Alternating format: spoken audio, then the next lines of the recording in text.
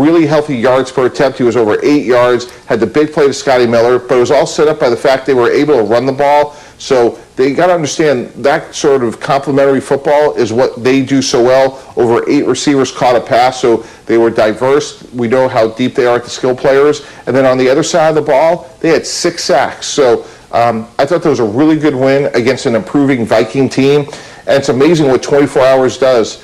Saints lose, Tom Brady and Tampa Bay wins. I'm not saying they're going to catch them, but at least now we're still talking about the division being up for grabs. It's a great point because obviously the Saints have Kansas City coming to town this weekend. You want to use Mike's terms, maybe pencil that in as an L perhaps, or take a look at the fact that the Bucs are in Atlanta on Sunday as well, so there could be another one-game swap right there if things go the way the Bucs hope. Mike, thank you very much. Thanks, guys. All right, bud. Keyshawn J. Wills have been brought to you by Goodyear. Whether you're on the field or on the edge of your seat, Goodyear wants you to embrace the unexpected. Every upset, touchdown, or fourth quarter comeback, and let it move you no matter what the season throws your way. Goodyear is here to help drive you forward. Goodyear, more driven. So think about it. Saints could lose their second in a row with Mahomes and company coming to town. We'll talk more about his great exploits a little bit later this morning. And again, Bucs in Atlanta, with Atlanta sort of coming back down to earth yesterday. Here is Bruce Arians after yesterday's performance, which was largely aided by a ton of Minnesota miscues, which we'll get into 1 second. Here's Arians on him flexing about his squad.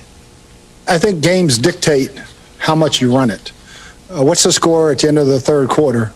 And, we were leading, so it leads to more runs. And Rojo ran really, really well, especially that last drive. And we wanted to set up some play action. Didn't hit it as many as we hoped, but that when asked early this week about our identity, I think we just showed our identity. We can do any damn thing we want to do.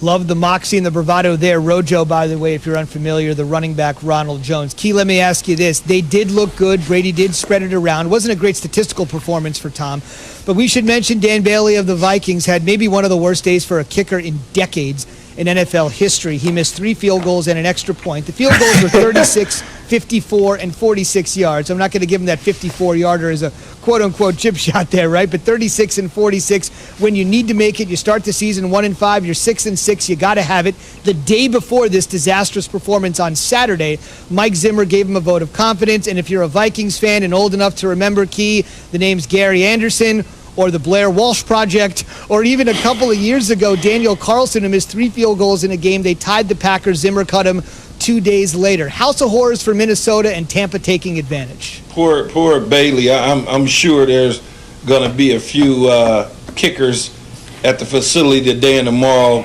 kicking balls and trying to impress the coaching staff to try to get that job. But when you look at the Tampa Bay Buccaneers, you gotta factor into what they did, and I understand what Bruce Arians is saying. They can do whatever they want to do whenever they want to do it. That's the identity of them. Look, Tom Brady did what he was supposed to do, right? He hit the shots downfield, less than 200 yards throwing, but 2 touchdowns. But at the same time, he hit the guys that were open at times when he needed to, and I think that is how you win football games in this league. It's not all about 400 yards in the air. It's about the 6 sacks on defense. It's about creating havoc on defense, turning the ball over, getting good field position on special teams, and running the ball solid so you can get into the play-action game. That is something that the Pittsburgh Steelers are missing.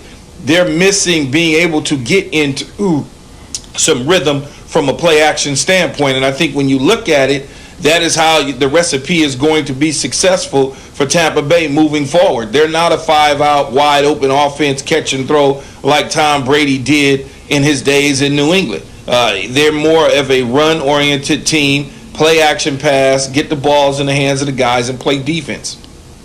Hey, man, Scotty Miller got a touchdown the other day. He got a touchdown. I mean, we talked about that last week, Key, about how Tom Brady was targeting Antonio Brown, Mike Evans and company, and getting Scotty Miller involved. But that starts from the run game. I mean, look, the Leonard Fournette story is a completely different one.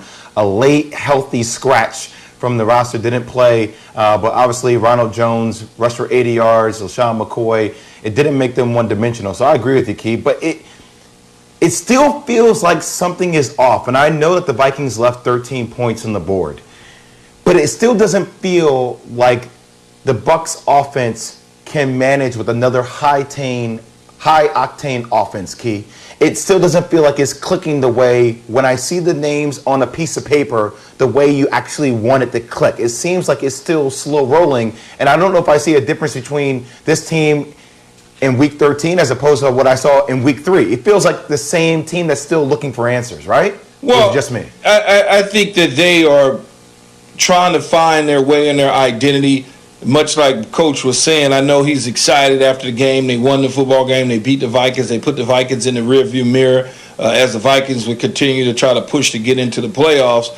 It's one of those deals. I think if they needed to get into a shootout, I trust that Brady can do it. I trust Mike Evans. I trust Antonio Brown. I trust Miller and Godwin and Gronkowski and Leonard Fournette along with Ronald Jones. I trust that the offense can get into the shootout. They're just going to have to do it the way Brady wants to do it and not the way that they draw it up in the way that they've always done it, whether it was in Indianapolis when he was the interim head coach or whether it was Arizona when he was the head coach for the Cardinals. They have to do it the way Brady wants to do it for Brady to be successful. And I'll tell you this, Zubin, I mean, they're right there. They play the Falcons twice, and then they play the Lions, while you have the Saints that are playing against the Chiefs, the Vikings, and the Panthers. So it could get it really interesting down the stretch. Well, I don't think that they're going to win the division by no stretch of the imagination.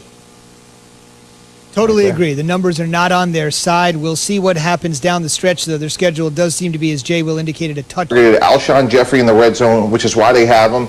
And they also discovered that Miles Sanders is an explosive player. So it was a really good team win offensively, and their quarterback played really well yesterday. Mike, the Philadelphia Eagles job, general manager Harry Rosen's just got harder, right? What is going to happen to Carson Wentz in the offseason with $59 million of dead money potentially hanging over the heads of your general manager counterpart? You know, Key, I see it a little bit differently. I see this as an opportunity because you have to sit there in the offseason and say, hey, do we have two quarterbacks that are winning quarterbacks? Because if we do, somebody else is going to want to acquire one, and hopefully we could get substantial value. If they decide, hey, we want to go with Carson Wentz, they have to pour every resource to get him right, really from the neck up, because we all could agree he lacks confidence. He's not the same guy. If we say, hey, we're going to move forward with Jalen Hurts, it's a huge challenge on the cap. There are ways around it. You would probably have to renegotiate 3 or 4 significant contracts, borrow some money from the future, and then, of course, you would want a massive return for a guy that arguably was in the MVP candidacy 2.5 years ago. So I actually see it as a good thing. The more players that are playing well at the quarterback position is good not only for your team short term, but getting value long term.